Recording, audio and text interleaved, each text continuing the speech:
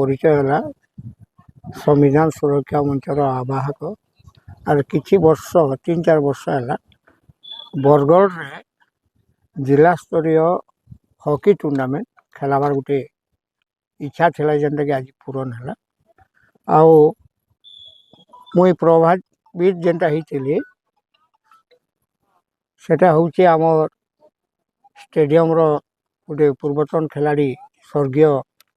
उमेश भईंकर ठानु दुई जन प्रयास करूँ किंतु आज आम जेन भावना थिला सपना थिला आज आरंभ होइए। आज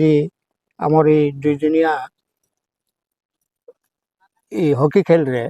12टा टीम रजिस्ट्रेशन करिछन शामिल होइछन आउ ई कार्यक्रमटा के आम चेष्टा करमु प्रति वर्ष और बढ़िया भाव करी करी जेहेतु जातीय खेलटा हॉकी है जातीय खेल के प्राय गुरुत्व ना देवा आमर सरकार रे हो समस्त को अनुरोध करी खेलटा के बलवत्तर करमु कारण आज बहुत लोग जानी पारबे जे जेन जंगल साइट मान को अच्छन जेन माने हॉकी प्रियन हॉकी बारंबार खेलछन किंतु से माने लोकंकर सामना के ना आसी पारबा ना से खेलर प्रतिभाटा बाहर के नहीं जाई पारबा से आमर मूल लक्ष्य थिला जेनटा कि आज आम आरंभ कलु। ଆପଣ ଯେହେତୁ କହିଲେ କି ବହୁତ ଦିନ ମୋର ଇଚ୍ଛା ଥିଲା ଆରମ୍ଭ କଲେ ତ କେତେ ଖୁସି ଅଛନ୍ତି କି बहुत बहुत खुशी है। କେତେ ଦିନ ଧରି ଚଲବା କେତେଟା टीम ଖେଲୁଛନ୍ ଆଜି ପहला दिन की ଖେଲୁଛନ୍ वर्तमान आज आम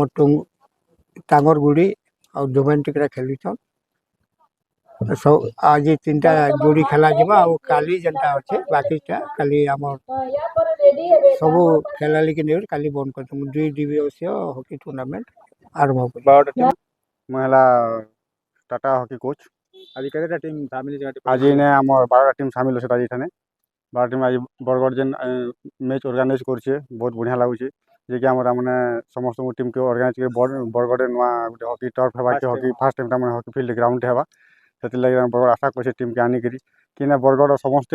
कर्मकर्ता एते भी लोक अछन जेते हमरा समाज से भी जहाँ भी समस्त सपोर्ट करछन कि केनरा बरगढ़ आके तमे गुटे टर्फ पे हो हॉकी प्लेयर नु बरगढ़ डिस्ट्रिक्ट बाहर बोली करी सब तो संबलपुर आम सुंदरगढ़ से सेट पिला बाहर छन हां बरगढ़ बलांगीर यार तमने प्लेयर नहीं तमने फील्ड नहीं किछु नहीं से जिसटा हला बोला आके सब आशा पूर्ण होली मोर भी आशा होछ आज का खेल होचे आज इटा वर्तमान है टांगरगुड़ी आ हम धोवन टिकरा रे मैच चलि तमने काना मैसेज देबे जोपड़ी मन को उटा कहबा जे तमने खेल पाठ पढ़ा तो गोटे निहाती हमर गोटे तमने शिक्षा सेटा तार बाहर गोटे जेनटा हमर खेल अनेक प्रकार खेल अछि जिन प्रकार लागी फुटबॉल क्रिकेट हॉकी जे कोनोसी भी खेल देखा खेल रहला हमर काना body physical fitness warm up हम स्वस्थ रहमा सेटा में जुआ पड़ी के समाज ये बात दे बरगढ़ रो मोना साहू का रिपोर्ट बरगढ़ टाइम जे कोनोसी न्यूज़ देबा लागि हमर नंबर के फोन करूँ।